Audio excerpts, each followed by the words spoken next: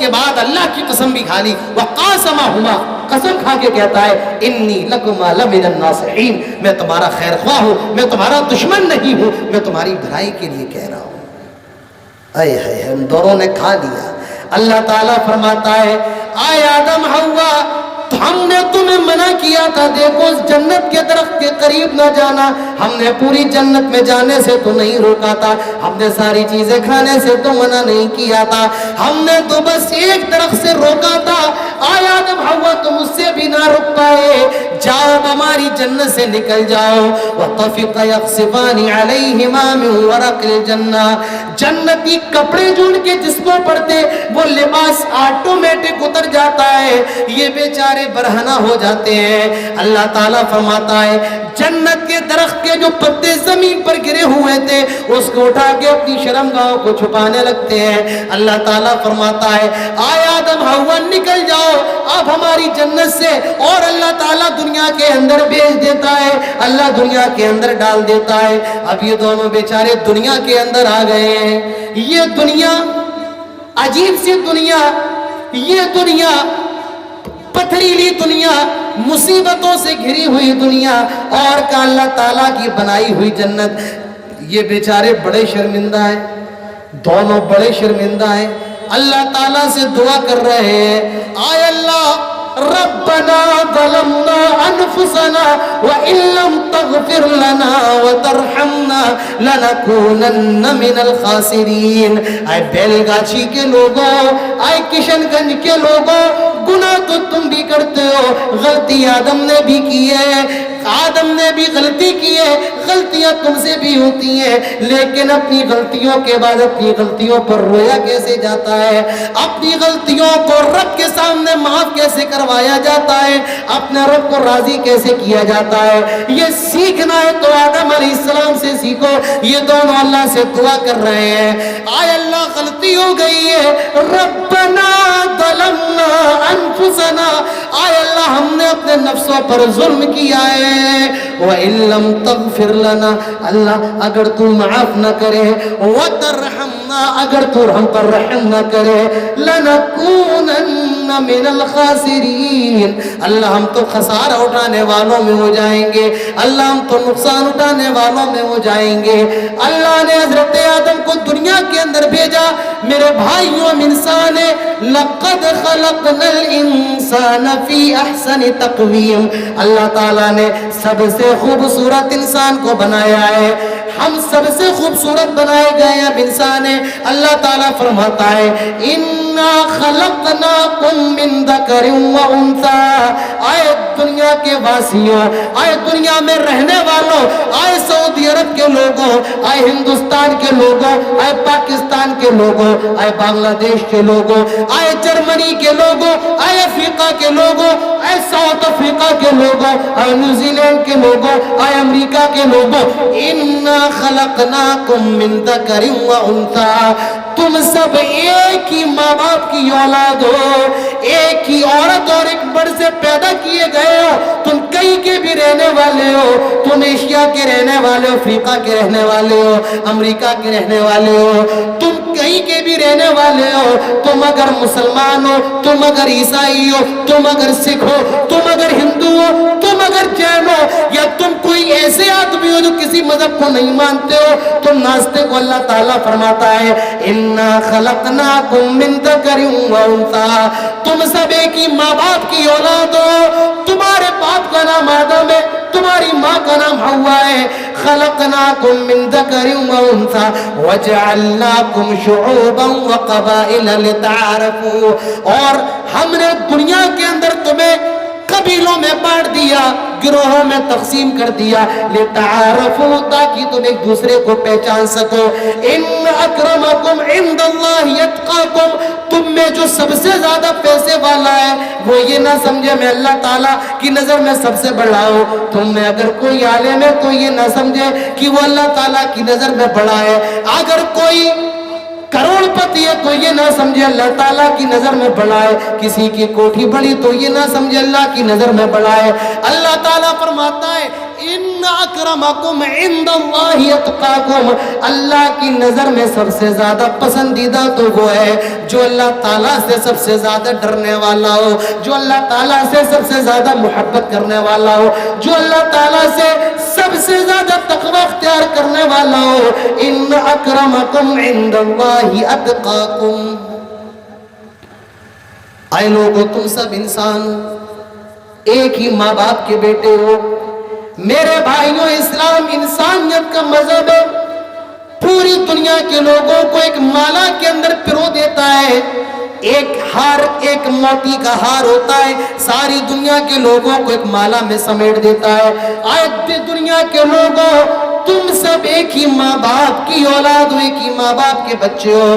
میرے بھائیوں، میں آپ کو جو بتانا چاہتا ہوں، آج لوگ یہ سمجھتے ہیں کہ اسلام تو صاحب دہشت گردی کا مذہب ہے، ٹیررزم کا مذہب ہے، ہمارے مدرسوں میں دہشت گردی کی تعلیم دی جاتی ہے۔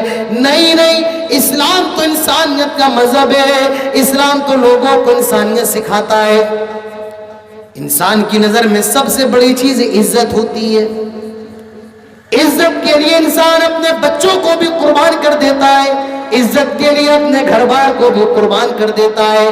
پیسہ آج آ گیا ہے، کل چلا جائے گا، کل آ جائے گا، پیسہ تو آنے جانے والی چیز ہے۔ لیکن میرے بھائیوں، بیل گاچھی کے لوگوں، عزت اگر ایک بار چلی جائے واپس نہیں آتی ہے۔ عزت کمانے میں تو سال لگ جاتے ہیں، لیکن جانے میں 1 منٹ بھی نہیں لگتا ہے۔ اللہ تعالیٰ نے عزت کی ایسی حفاظت کی ہے، عزت کی ایسی حفاظت کی ہے۔ اللہ تعالیٰ فرماتا ہے، اٹھاؤ سورہ نور، الزانیۃ والزانی فجلدوا کل واحد منہما 100 جلدہ۔ اللہ تعالیٰ فرما رہا ہے، غور کرو یہ آیت، اپنے دھڑکتے دل کو تھام کر کے سنو۔ آئے بیل گاچھی کے لوگوں، عزت کتنی بڑی چیز ہوتی ہے، اور اسلام نے اس عزت کی حفاظت پر کتنا زیادہ زور دیا ہے۔ اللہ تعالیٰ فرما رہا ہے، الزانیۃ والزانی فجلدوا کل واحد منہما 100 جلدہ۔ زنا کرنے والی لڑکی اور زنا کرنے والے لڑکے کو 100 کوڑے لگائے جائیں۔ کیوں؟ اسلام کے اندر زنا بڑی بری چیز ہے، اور اسی لیے اس کی سزا بھی اتنی بڑی ہے۔ کیوں میرے بھائیوں، زنا کی سزا اتنی بڑی کیوں ہے، اتنی خطرناک کیوں ہے؟ کیونکہ زنا اتنا خراب کام ہے، اگر کوئی لڑکی کر لے اس کا باپ بدنام ہو جاتا ہے، اگر کوئی لڑکی کر لے اس کا بھائی 4 لوگوں میں منہ دکھانے کے قابل نہیں ہوتا ہے، اگر کسی کی بیٹی زنا کر لیتی ہے، ماں 3 عورتوں میں بیٹھنے کے قابل نہیں ہوتی ہے۔ میرے بھائیوں، خاندان تباہ ہو جاتے ہیں، برباد ہو جاتے ہیں۔ اسی لیے اللہ تعالیٰ فرماتا ہے، الزانیۃ والزانی، زنا کرنے والی لڑکی اور زنا کرنے والے لڑکے کی سزا یہ ہے، ان کو 100 کوڑے لگائے جائیں، 100 کوڑے مارے جائیں۔ اور اللہ نے پہلے زانی کا نام نہیں لیا، یہ نہیں کہا زانی لڑکا، نہیں، پہلے زنا کرنے والی لڑکی، زانیہ لڑکی کا نام لیا۔ جانتے ہو کیوں؟ اس وجہ سے زنا کی پہل لڑکی کی ہی طرف سے ہوتی ہے، اور جب تک لڑکی اجازت نہ دے میرے بھائیوں، زنا بھی نہیں ہو سکتا ہے۔ آج دنیا کے اندر جتنے بھی بلاత్కాر ہو رہے ہیں، دنیا کے اندر جتنے بھی زنا ہو رہے ہیں، یہ جو ریپ کے واقعات ہماری نظروں سے گزر رہے ہیں، میں آپ کو بتانا چاہتا ہوں، یہ دعوت بھی لڑکی ہی دیتی ہے۔ کون کہتا ہے کہ اسکرٹ پہن کر، چھوٹے چھوٹے کپڑے پہن کر روڈوں پہ چلو؟ کون کہتا ہے لپسٹک لگا کر اور پاؤڈر لگا کر غیر مردوں کے سامنے سے گزرو؟ کون کہتا ہے رات کے 12 بجے گھروں سے نکلو؟ کون کہتا ہے غیر محرم کے ساتھ روڈوں پر گھومو؟ یہ دعوت سب سے پہلے لڑکیاں ہی دیتی ہیں۔ اسی لیے شریعت کہتی ہے، الزانیۃ والزانی، زنا کرنے والی لڑکی اور زنا کرنے والے لڑکے کو 100 کوڑے لگائے جائیں، 100 کوڑے مارے جائیں۔ اور اگر کوئی شادی شدہ ہے اور شادی شدہ ہونے کے بعد اگر کوئی زنا کر رہا ہے تو اس کی سزا اس سے بھی زیادہ بڑی ہے۔ اس کی سزا کیا ہے؟ اس کو زمین کے اندر آدھا گاڑ دیا جائے گا اور تب تک پتھر مارے جائیں گے, تب تک اس پر پتھر برسائے جائیں گے جب تک کہ وہ مر نہ جائے. اس کو رجم کہتے ہیں. زنا کرنے والوں کی 3 شکلیں ہوتی ہیں. پہلی شکل, لڑکا بھی غیر شادی شدہ ہے, لڑکی بھی غیر شادی شدہ ہے, لڑکا بھی انمیرڈ ہے, لڑکی بھی انمیرڈ ہے. ان کی سزا یہ ہے 100 کوڑے لگائے جائیں گے. 100 کوڑے یاد رکھنا, 100 کوڑے لگائے جائیں گے. دوسری شکل, لڑکی بھی شادی شدہ ہے, لڑکا بھی شادی شدہ ہے, دونوں میرڈ ہے, یہ اپنے شوہر کو چھوڑ کر کہیں مکالمہ کر رہی ہے, وہ اپنی بیوی کو چھوڑ کر کسی اور سے اپنی خواہش پوری کر رہا ہے. ان کی سزا یہ ہے کہ زمین کے اندر آدھا گاڑ دیا جائے گا اور تب تک مارا جائے گا جب تک کہ یہ مر نہ جائے. اسے سنسار کہا جاتا ہے, رجم کہا جاتا ہے. اور تیسری شکل, دونوں میں سے ایک شادی شدہ اور ایک غیر شادی شدہ ہے. مثلا لڑکا شادی شدہ یا لڑکی غیر شادی شدہ, یا لڑکی شادی شدہ لڑکا غیر شادی شدہ, تو جو غیر شادی شدہ ہے اس کو 100 کوڑے مارے جائیں اور جو شادی شدہ ہے اس کو رجم کیا جائے گا. اسلام نے بڑی خطرناک سزا سنائی, اور ہم آپ کے ذریعے, ان موبائل کے ذریعے اور ان سوشل سائٹس کے ذریعے حکومت تک یہ پیغام پہنچانا چاہتے ہیں. میرے بھائیوں, ہم حکومت تک یہ میسیج دینا چاہتے ہیں, اگر ہمارے ملک کے اندر زنا کی سزا جو اسلام کے اندر اگر وہ لاگو ہو جائے, اللہ کی قسم کھا کر کے کہتا ہوں, زنا کا گراف گر جائے گا, بلاತ್ಕಾರ کا گراف گر جائے گا, ریپ کے واقعات 1% بھی نہیں رہ جائیں گے.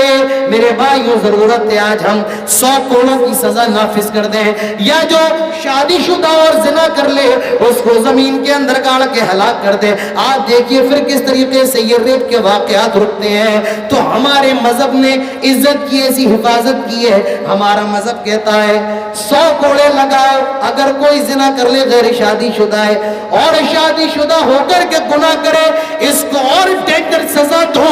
اور اس کی سزا کیا ہے, اسے پتھروں سے مار مار کے ہلاک کر دو. اور اس کے بعد فرمایا, اگر کوئی کسی پر زنا کی تہمت لگائے, تہمت الزام لگا رہا ہے کہ فلاں لڑکی نے زنا کیا, ہمارے اور آپ کی یہی تو ہوتا ہے نا, ہمارے اور آپ کی یہاں کیا ہو رہا ہے, کسی بھی لڑکی کے بارے میں الزام لگا دیتے ہیں فلاں لڑکی کا اس لڑکے کے ساتھ کنیکشن ہے, یہ لڑکی اچھی لڑکی نہیں ہے, اس لڑکے کے ساتھ اس کا چکر چل رہا ہے. الزام لگانے والوں سنو, اللہ کے نبی فرماتے ہیں جو کسی عورت پر زنا کی تہمت لگائے اور 4 گواہ نہ لا پائے, 4 1 نہیں 2 نہیں 3 نہیں, 4 گواہ نہ لا پائے, 1 لے آیا, 2 لے آیا, 3 لے آیا, لیکن 4 گواہ نہیں لا پایا. سورہ نور پڑھو, اس کے بعد والی آیت میں کہا جا رہا ہے, قرآن پڑھو, ہماری شریعت کہہ رہی ہے, اسلام یہ ہمارا قانون ہے. اللہ تعالیٰ فرماتا ہے کوئی کسی پر زنا کی تہمت لگائے اور 4 گواہ نہ لا پائے, اس کو 80 کوڑے لگائے جائیں گے. جتنے کوڑے غیر شادی شدہ کے ہیں 100, اس میں سے 20 گھٹا کر 80 کوڑے اس کو لگائے جائیں گے. کس کو, جو زنا کی تہمت لگائے کسی پر اور 4 گواہ نہ لا پائے, ایسے آدمی کو 80 کوڑے مارے جائیں.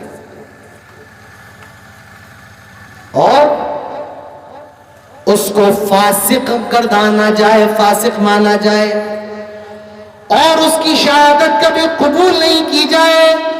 وہ اگر چاند کے بارے میں شہادت دے, میں نے چاند دیکھا ہے, اس کی شہادت نہیں مانی جائے, فاسق گردانا جائے.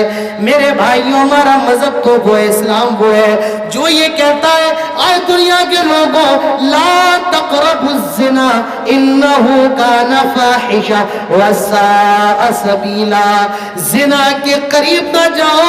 یہ نہیں کہا اللہ تعالیٰ نے لا تفعلوا الزنا, زنا نہیں کرو. اللہ تعالیٰ یہ بھی کہہ سکتا تھا اے لوگوں زنا نہ کرو, لیکن اللہ نے ایک الگ جملہ استعمال کیا, اور وہ جملہ یہ ہے لا تقربوا الزنا, اے لوگوں زنا کے قریب نہ جاؤ. میرے بھائیوں زنا کے قریب نہ جاؤ، کیونکہ جو زنا کے قریب چلا جائے گا وہ زنا کے اندر ضرور بے ضرور ملوث ہو جائے گا۔ آج ایک میسج، واٹس ایپ کا میسج میرے بھائیوں، میں جھوٹ نہیں بول رہا ہوں، اتنی خبریں ہم نے پڑھی ہیں، آپ نے بھی پڑھی ہوں گی۔ ایک واٹس ایپ کا میسج آج ایک لڑکی اور لڑکے کو زنا کے بستر پہ پہنچا رہا ہے۔ ایک مس کال آج ایک لڑکا اور لڑکی میں ناجائز سمبند بنوانے کا ذریعہ بن رہا ہے۔ اسی لیے اللہ تعالیٰ فرماتا ہے اس زنا کے قریب نہ جاؤ، اگر اس کے قریب چلے گئے تو وہ بھی دور نہیں، تم زنا کر بیٹھو، تم زنا کے بستر پہ پہنچ جاؤ۔ اسی لیے اللہ تعالیٰ کہتا ہے لا تقربوا الزنا، اس سڑک پر چلنے کی ضرورت نہیں ہے، یہ سڑک ایسی سڑک ہے جو تمہیں جہنم تک لے جائے گی، یہ سڑک بڑی بری سڑک ہے۔ انہو کان فاحشہ وساء سبیلا، بہت برا کام ہے اور بہت برا راستہ ہے میرے بھائیو، زنا کا راستہ۔ تو یہ زنا بہت برا عمل ہے۔ آج حالات دیکھ لیجیے، میں غیروں کی بات نہیں کر رہا ہوں، اپنے نوجوانوں کی بات کر رہا ہوں۔ یہ نوجوان جو مسجد آباد کیا کرتا تھا آج شراب خانوں کو آباد کر رہا ہے۔ یہ نوجوان جو قوم کے اندر انقلاب پیدا کیا کرتا تھا آج یہ قوم زنا جیسی فحش اور زنا جیسی بدکاری کے اندر ملوث ہے۔ آئے میرے نوجوانوں، جب کبھی شیطان بہکائے ورغلائے، حضرت یوسف علیہ السلام کو یاد کر لیا کرو۔ زلیخا بند کمرے میں لے کر کے آ گئی، کوئی اندر آنے والا نہیں ہے، کوئی دیکھنے والا نہیں ہے، اور قرآن کہتا ہے، کہہ رہا ہے، قرآن کہتا ہے وَغَلَّقَتِ الْأَبْوَابِ، سارے دروازوں کو بند کر لیا۔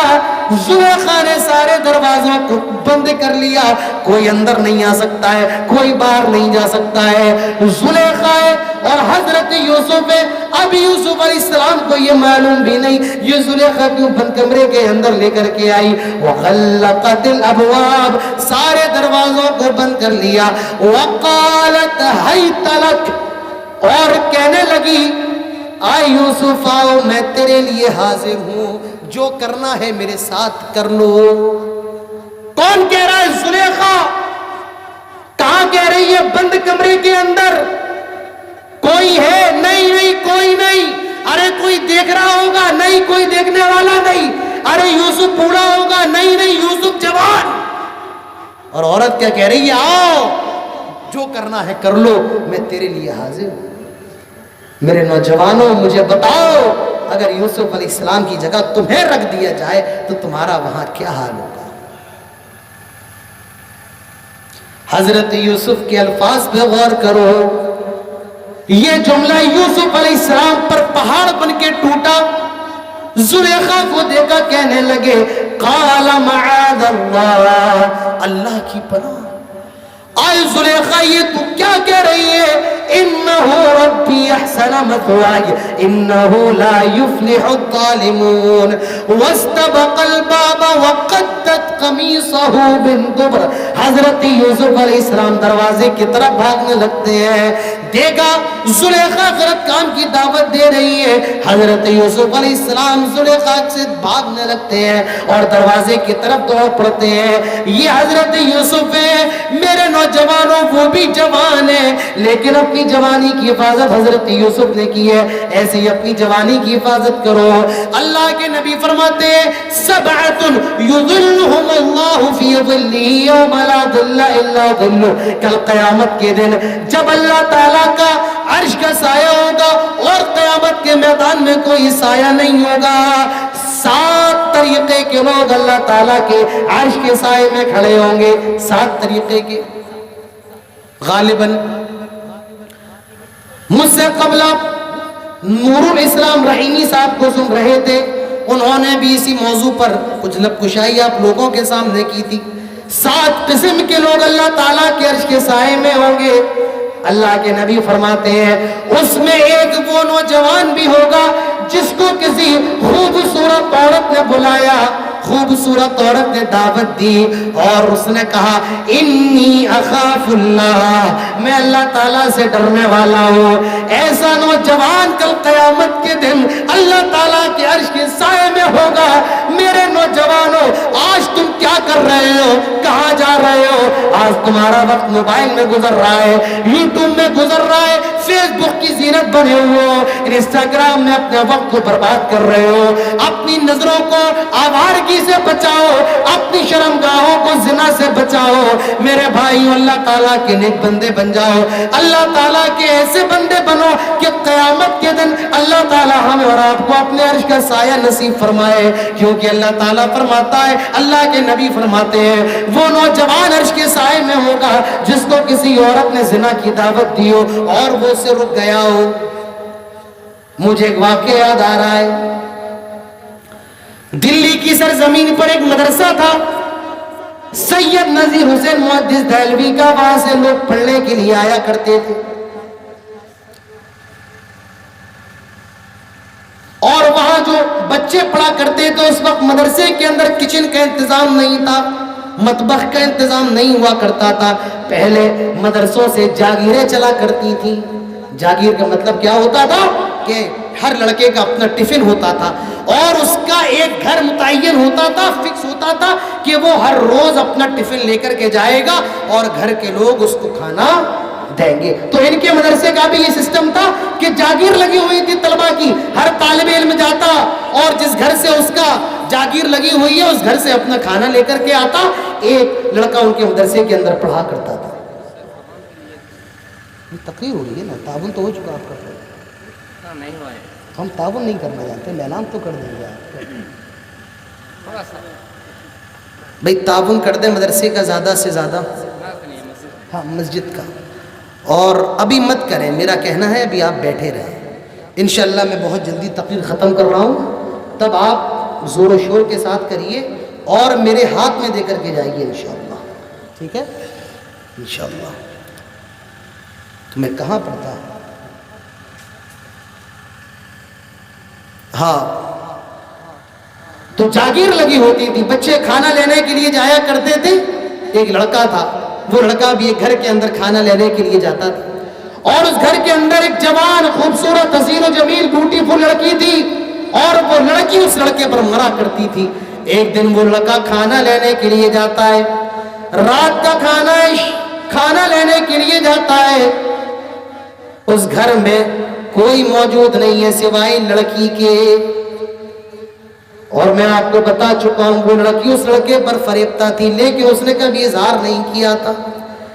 ये लड़का खाना लेने के लिए गया, लड़की ने दरवाजा खोला, घर के अंदर आया, उसने दरवाजे को बंद कर दिया। लड़की कहने लगी, उसने अपने जज्बात को पेश कर दिया, मैं तुम्हारे साथ अपनी ख्वाहिशात पूरी करना चाहती हूँ, यानी मैं तुम्हारे साथ जिना करना चाहती हूँ, जिस्मानी संबंध ताल्लुकात बनाना चाहती हूँ। लड़का हक्का बक्का रह गया, मदरसे में पढ़ने वाला था, हक्का बक्का रह गया, शिश्तर रह गया। कहने लगा नहीं नहीं, मैं ये गलत काम नहीं कर सकता हूँ, मैं ये घिनौना काम नहीं कर सकता हूँ। लड़की उसको धमकाने लगती है, अगर तुमने ये काम नहीं किया तो मैं भी शोर मचा दूंगी कि तुम मेरे साथ जिना की कोशिश कर रहे हो, लोग आएंगे तुझे मारेंगे, तू जलील होगा, इसीलिए तेरे सामने एक ही रास्ता है, मेरी ख्वाहिशात पूरी कर। वो लड़का बेचारा बड़ा परेशान है, क्या करूं, अगर इसकी बात नहीं मानूंगा ये चीखेगी चिल्लाएगी, लोग मुझे गलत सोचने लगेंगे, इससे भी बचना है, इसकी चाल से भी बचना है। वो उस लड़की से कहता है, मुझे क़ज़ाए हाजत की जरूरत है, मुझे लेटरीन लग रही है, मैं लेटरीन जाना चाहता हूँ। उस औरत ने कहा ठीक है, मेरे घर की लेटरीन इस्तेमाल कर लो, वहां चले जाओ। ये लेटरीन में जाता है और अपनी क़ज़ाए हाजत को पूरा करता है, लेटरीन करता है, और जो गंदगी निकली, जो लेटरीन निकली, वो लेटरीन ये अपने जिस्म पर लगा लेता है और लगाने के बाद उस लड़की के पास आता, कहता अब जिना करो मेरे में, तेरे साथ जिना करने के लिए तैयार। उस लड़की ने देखा लेटरीन लगा के आया, छी भाग यहां से, اس کو بھگا دیا۔ یہ اس لڑکے کی چال تھی، ہنسنے کا مقام نہیں، نوجوان اور رونے کا مقام ہے۔ وہ نوجوان تھے، آج ہمارا اور آپ کا کیا حال ہے؟ اس لڑکی نے بھگا دیا۔ سردی کی رات ہے، دلی کی سردی ہے، یہ اتنی ہی رات میں اپنے مدرسے آتا ہے اور ٹھنڈے پانی سے نہاتا ہے۔ مدرسوں میں گرم پانی کا انتظام نہیں ہوتا ہے، ٹھنڈے پانی سے نہاتا ہے۔ ہم نے بھی ٹھنڈے پانی سے غسل کیا ہے، ہم بھی بہت ٹھنڈے پانی سے نہائے ہیں۔ میرے بھائیوں، ٹھنڈے پانی سے غسل کرتا ہے اور ٹھنڈے سردی کی دلی کی سردی ہے اور اتنا ٹھنڈا پانی ہے، لیکن یہ غسل کرتا ہے اور کچھ دن کے بعد اس کی طبیعت خراب ہو جاتی ہے اور یہ لڑکا مر جاتا ہے، یہ لڑکا انتقال کر جاتا ہے۔ میں یہ واقعہ آپ کو کیوں سنا رہا ہوں؟ اس کو بیان کرنے کا مقصد کیا ہے؟ اس کو بیان کرنے کا مقصد یہ ہے میرے بھائیوں، اپنی جوانی کی حفاظت کرو۔ اس یوٹیوب کے اندر اور فیس بک کے اندر، انسٹاگرام کے اندر بےہودہ تصویریں دیکھ کر اور بےہودہ ویڈیوز دیکھ کر اپنی جوانی کو ضائع نہ کرو، اپنی جوانی کو برباد نہ کرو۔ ہمارے نبی نے جوانی کی حفاظت کا سب سے اچھا طریقہ بتایا اور وہ طریقہ یہ ہے، آدمی جب جوان ہو جائے تو شادی کر لے، شادی کے لائق ہو گیا ہے شادی کر لے۔ اللہ کے نبی فرماتے ہیں، یا معشر الشباب، اے نوجوانوں کی جماعت، من استطاع منکم الباء، اگر تمہارے اندر شادی کرنے کی طاقت ہے، بیوی کو کھلا سکتے ہو، پلا سکتے ہو اور اس کی جو ذاتی ذمہ داری ہے پوری کر سکتے ہو۔ آپ نے یہ نہیں فرمایا شادی کر لینا، نہیں، آپ نے فرمایا، جناب محمد رسول اللہ صلی اللہ علیہ وسلم کے الفاظ ہیں، فَلْيَتَزَوَّجْ، شادی کرنے کے لائق ہو گئے ہو تو شادی کر لو۔ فائدہ کیا ہے؟ فَإِنَّهُ أَغَضُّ لِلْبَصَرِ، نگاہیں جھک جاتی ہیں۔ شادی کا فائدہ کیا ہے؟ نگاہیں جھک جاتی ہیں۔ وَأَحْسَنُ لِلْفَرَجِ، اور شرمگاہ کی حفاظت ہو جاتی ہے۔ فرمایا نگاہیں جھک جاتی ہیں، شرمگاہ محفوظ ہو جاتی ہے، اور جو شادی کرنے کی طاقت نہیں رکھتا ہے اس کو چاہیے کہ روزہ رکھے، یہ گناہوں سے بچنے کا ڈھال ہے۔ میرے بھائیوں، شادی اتنی امپورٹنٹ چیز ہے، اگر وقت پر نہ ہو نسلیں تباہ ہو جاتی ہیں، انسان کی زندگی تباہ ہو جاتی ہے، انسان کی زندگی برباد ہو جاتی ہے۔ اسی لیے اللہ کے نبی نے شادی کی عمر ہو جانے کے بعد شادی کرنے کا حکم دیا ہے کہ لوگوں جلدی سے شادی کر لو، تاخیر نہ کرو۔ لیکن آج حالات کیا ہے؟ لڑکے کی عمر 20 سال کی ہو گئی ہے، 25 سال کی ہو گئی ہے، 30 سال کی ہو گئی ہے، لڑکی 25 سال کی شادی نہیں ہو رہی ہے۔ کیوں؟ لڑکی کے باپ کے پاس اتنا پیسہ نہیں ہے اپنے ہونے والے شوہر کو جہیز دے، اس کو بائک دے، 5 لاکھ روپیہ دے، اور یہ بیچارہ لڑکے والا اس فراق میں بیٹھا ہے کہ کوئی مجھے بائک دے، کوئی مجھے پیسہ دے۔ آج لڑکے بھی کنوارے بیٹھے ہوئے ہیں، لڑکیاں بھی کنواری بیٹھی ہوئی ہیں، لیکن میرے بھائیوں ایک المیہ ہمارے سماج کا یہ ہے، آج اچھے دیندار لڑکے بھی کنوارے بیٹھے ہیں، کوئی ان کو لڑکی دینے کے لیے تیار نہیں۔ وہ بیچارے 5 وقت کے نمازی ہیں، داڑھی ہے، ان کا اسلامی شعار ہے، پکے مسلمان ہیں، لیکن بیچارے غریب ہیں۔ لڑکی کا باپ دیکھتا ہے یہ ملا، یہ ٹوپی والا، یہ داڑھی والا، یہ 5000 کمانے والا، 8000 میں امامت کرانے والا، یہ خود نہیں کھائے گا، میری بیٹی کو کیا کھلائے گا؟ آئے مہنگے لڑکے دیکھنے والوں، آئے سرکاری نوکریاں دیکھنے والوں، یہ بھی جہیز ہے، یہ بھی درست نہیں ہے۔ ہمارے نبی تو یہ فرماتے ہیں جب تمہارے پاس نیک لڑکے کے رشتے آئے، نیک لڑکی یا نیک لڑکے اور وہ دیندار ہیں، ان کے اخلاق اچھے ہیں، اللہ کے نبی فرماتے ہیں یہ نہ دیکھو لڑکا کتنا پیسے والا ہے، بلکہ شادی کر دو۔ آج لڑکے کا مال دیکھا جاتا ہے، اس کا کھیت کتنا ہے، اس کی زمین